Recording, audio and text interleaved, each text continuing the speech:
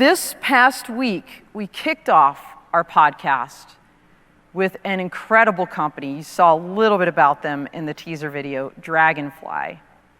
What I have to tell you is that that video broke all records. It's in the top 1% of all live streams right now. And you're not going to be surprised why when you see the CEO, Cameron Schell. He's going to be on here in a second. But Draganfly is this incredible company. I'd say they're a drone company, but there's so much more. There's a kiosk over here. So during the break, when the lights go on, go over there, it reads your biometrics. It's super cool. And you're going to have some demos here today. Oh, speaking of demos, one thing I have to tell you. As we say in the Air Force, flexibility is the key to air power. And you probably know that there is a state funeral here today. Well, the FAA did issue what they call a TFR, a temporary flight restriction. So they shut down the airspace over Las Vegas. And somehow also internally in the building. So we're not going to be flying drones in here today. But you are going to be seeing drones flown live in Israel, Miami, and South Carolina here in a bit. And we're going to have some other demos as well. And at some point, you get to maybe come up here, or we'll bring them down there, and you get to see these drones up close. You want to take some pictures. So, all right, let's talk about Draganfly and get Cameron Schell up here, because let's get the show on the road. Draganfly, award-winning, okay? Award-winning, industry leader in drone technology. They have been in existence for more than 20 years.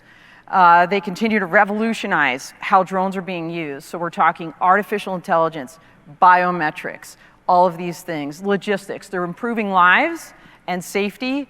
Oh, and get this, they're now also working with the Drone Racing League. So we're going to talk about that and why you should care. Because think about workforce development and inspiring the next generation of folks we need to be able to fly these drones for companies like yours. Okay, let's go ahead and roll that intro video.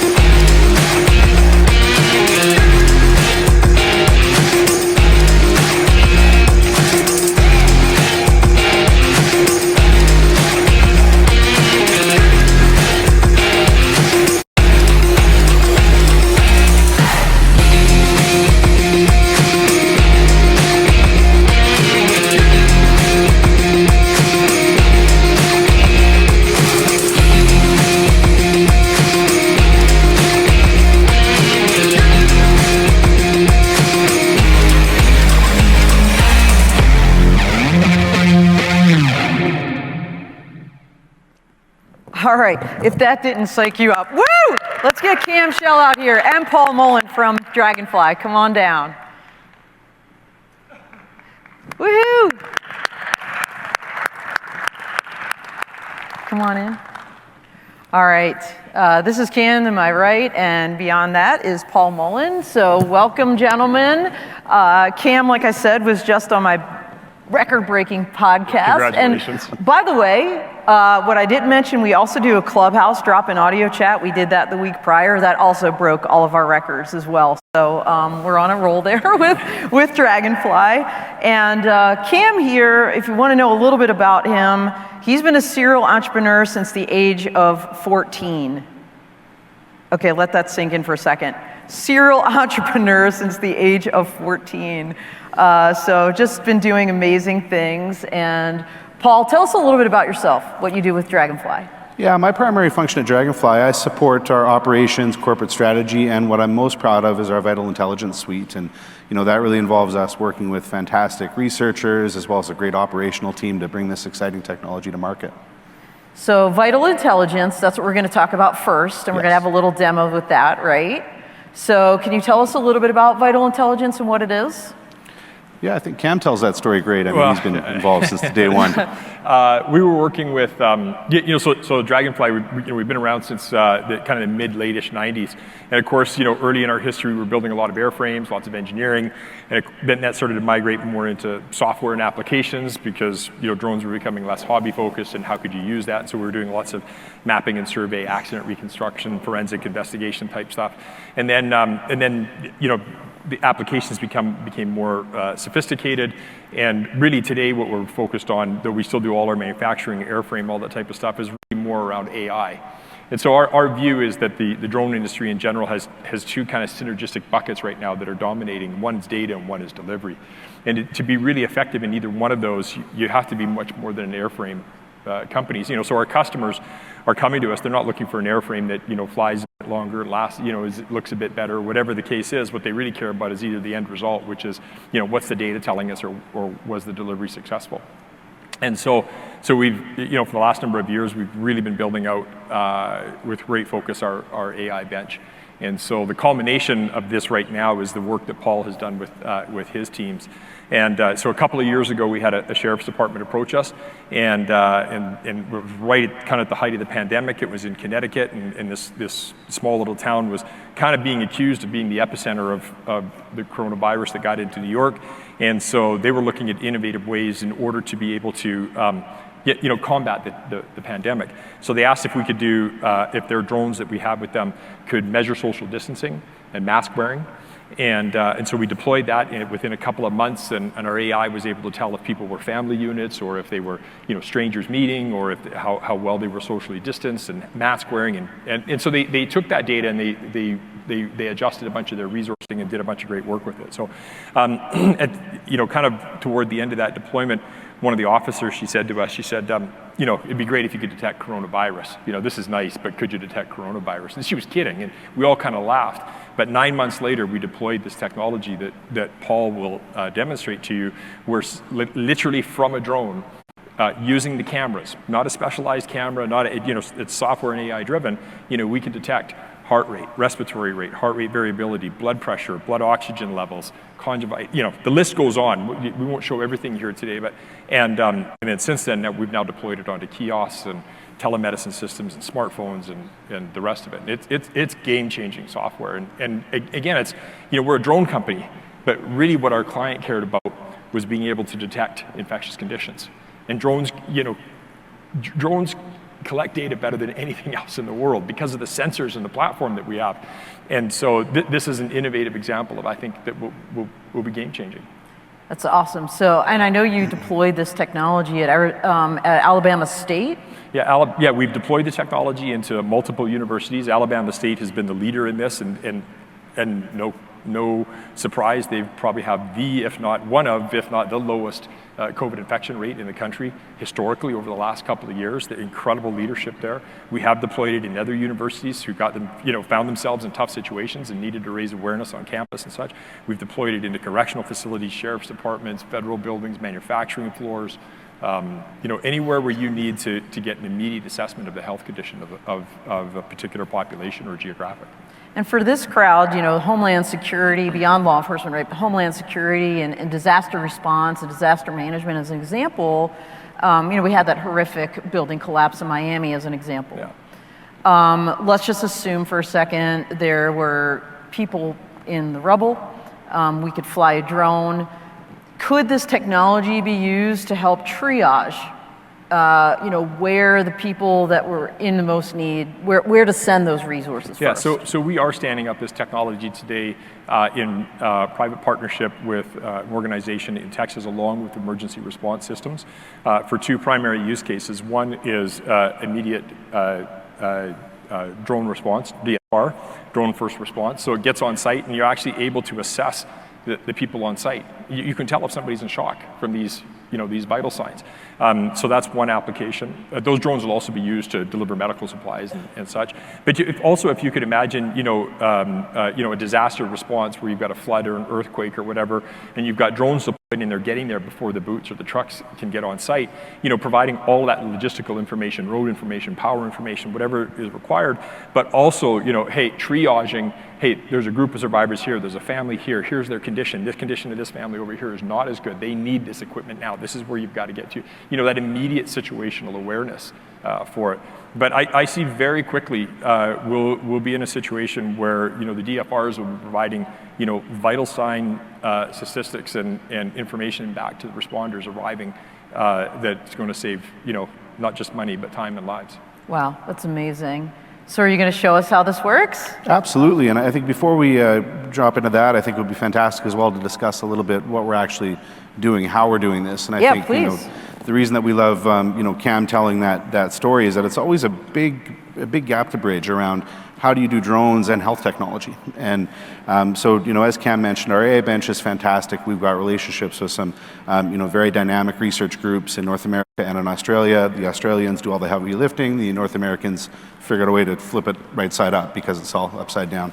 And really what they had done years before COVID was started some pilot projects monitoring preterm infants in the ICU in markets that didn't have adequate health supplies. And so they were able to create, using neurologic and AI and machine vision, a platform that would recognize markers in the face and then be able to build algorithms that would do things like count the rhythmic movement of our chest to, you know, monitor respiratory rate, looking at the perfusion of blood through the vasculature of our face, be able to calculate things like oxygen saturation and blood pressure. And it's a fantastic system they built. You know, if you look at it in practical terms, magnifying the video feeds so that you can visually see all of these things, then we can leverage those neural networks to count them and calculate all of those biometrics that, you know, we think that this platform can be deployed ubiquitously on almost anything with a camera. It's very device agnostic. And, you know, as Cam alluded to, you know, we see the future of this platform as being able to deliver, you know, amazing health outcomes, both individually at the community level and then at the government and policymaking level as well with the underlying data. Well, I remember, Cam, I think it was you that told me, maybe it was on Clubhouse, that, you know, there's a lot of telemedicine now, and you're having a conversation with your doctor over the computer, that with that camera, the doctor can now read your vital statistics long distance using this technology and the software. Remote patient monitoring for sure. It's an immediate application. That's amazing. Literally, you can do it over your cell phone or your smartphone with this application as well. Wow. All right. Let's do a quick demonstration. And as mentioned, we would have loved to do this on a drone. Unfortunately, we could not. So we've pivoted. Now, the camera that we're using here is an everyday webcam, and we'll look for the tech team to bring our feed up on the screen. I'm going to step in front of the camera.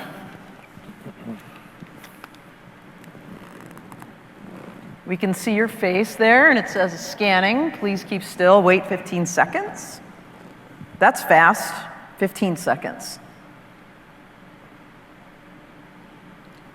Paul, you must be nervous. No, actually, your heart rate's not too bad. There we go. Blood pressure's looking good, so good on you. Yeah, so that's what we're looking at. In this application, we're really looking for the presence of infectious conditions. So we're looking for an elevated heart rate. In our kiosk, for example, we've deployed a medical-grade thermal camera that's able to really quickly screen for temperature. We've been able to introduce logic based on CDC guidelines for thermography to pass-fail. And as a result, we're able to, again, really quickly identify from a triage perspective or an adjunct screening perspective, you know, what potential conditions are present with this subject. And we've seen many applications from whether it's in the correctional facilities, screening patient or screening, you know, new subject intake, whether it's at school, screening students as they arrive. We really think that the applications here are potentially endless. All right. Woo! Thank you. And folks can try this out on your kiosk that's over there. They sure can. Later, yeah. So certainly. So again, when we have a break, just go over there in the corner. There is a kiosk. You can check this out for yourself. See how your heart rate is right now and your blood pressure. Awesome. And we talked about some of these use cases. What did we miss? Battlefield applications. Yeah. So there are a couple of number of other use cases that have turned up to be quite important. Maybe a couple quick things of note. You know, there are a lot of companies out there that were using, you know, thermal or even infrared to measure temperature, and you know, and saying, hey, well, we can detect if somebody has a fever. The challenge with a lot of infectious conditions, and in particular COVID, is that, you know, temperature can be very asymptomatic. And you know, you take an aspirin, and you don't have a temperature, and there's 55 other reasons you can have a temperature. But if you've got a high heart rate and a low SpO2, you've got an infectious condition. So being able to come up technologies that could, step in front of, these asymptomatic type problems was really important. And then being able to do it on a drone platform, which, we were really excited to demonstrate here today, which obviously we couldn't because of the restrictions, but, that's the precision that, is now tested. And because it was designed to be, an in-field situation, as you had mentioned. So battlefield applications are obviously combatant assessment, whether friendly or not friendly. It could be, collateral assessment, who else is in the field that we need to, what are their conditions out there? Are they nervous? Are they displaying, a suspicious activity type of physiological conditions? Sniper verification, that's a live pilot that's undergoing right now. The ones that I really like is basically relief agencies using this. So before they're delivering vaccines into a village, they're actually flying the drones and getting the assessment of the village, to get indications of infectious condition rates, including the people that are coming out to receive the vaccines. Lets them give assessment, should they be delivering the vaccines in by drone, who's going to be, how many people are they going to expose to it, what's it, so these are all the very practical applications that we see this being put to work with today. Now you're working with the Drone Racing League, okay, with this technology, right? So should we pivot to that and talk a little bit about that? Or did we miss anything that you wanted to cover? No, I think we covered, Cam captured just about everything. I think the common themes as we look at common missions in a connected world, which of course being the theme of the week. I think we look at being able to really extend the platform anywhere and adapt it as well. So I think that's a key piece. We're looking at these conditions with COVID in mind. The platform is very easily adaptable for other infectious conditions and then other potential health monitoring, range of motion, wound care. Those are all discussions that we're having in terms of the integration into the platform. And, again, a way to increase accessibility to these metrics and thus drive positive health outcomes. All right. Yeah. And Kim, you mentioned data being one of the two major pillars of what we're using drones for and kind of this technology as well. That, I believe, is your plug-in with the Drone Racing League is kind of data is one big piece of that. So I think we do have a video. Yeah, should we roll that first? Yeah, you bet. That'd be All great. right, let's check that out.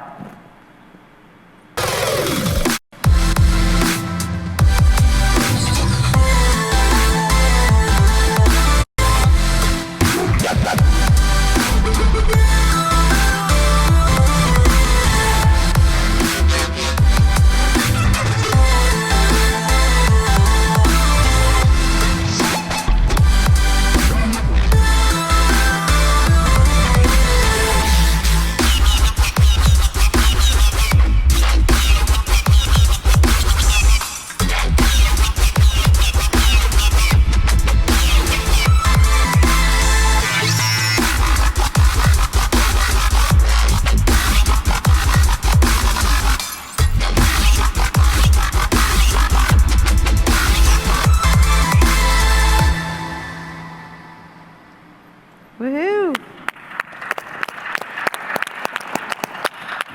This week, by the way, on Wednesday night, I don't know if you all were looking out your windows or walking by the area outside the T-Mobile Stadium, but the Drone Racing League's World Championship occurred right here in Las Vegas Wednesday night. And this video shows the drone pilot, the racing pilot, with the little green square around his face. So tell us how you're integrating this technology with DRL and the racing and what you hope to achieve with that. Yeah, sounds great. So we're really honored and lucky to be selected and able to work as a sponsor with the Drone Racing League. And I just got to throw this out there. The DRL it's not about racing. They're a technology company. Yeah. They really know what they're doing, and they develop incredible product. And when you think about that whole production, it's the integration of like safety and communication and engineering and parts now of AI, and those are all the components that you actually have to integrate in order to have a successful drone operation. And so we really want to push the envelope with them this year with the drone racing Draganfly Innovation Lab. And so, we've got, G5 drones and autonomous drones and a number of different initiatives that we're really going to be pushing in with the league this year so that we can, have them battle tested, if you will, as we bring them out to commercial markets. One of the areas obviously was to be able to use the VI technology. And so a lot of people, they question whether, esport is actually a sport. But when you put the VI technology, and put a camera on the racers, and they're racing, whether it's in a sim or whether it's a live race, you see what's going on physiologically with them. And so they're actually using that data to make themselves better racers, to design the courses, to look at what the crowd is reacting to, and quite frankly, now even DraftKings, who makes a line on the DRL, is kind of looking at it and going, hey, is this important draft racing line data? So it's really interesting what's coming out of it, but it is a real use case which demonstrates not just the uses of the technology, but actually the actual buoyancy and solidity of the technology as well. Well, we're almost out of time, I think, for this session here, but we're going to get you on this panel later, so we're excited to talk to you more, Cam. And thank you so much, Paul, for showing us the VI demonstration. Amazing. No, thank you. I believe we have one more video to roll. At Draganfly, we are committed to continuing to invest in future innovators that will build technology that, above all else, provide solutions once thought impossible.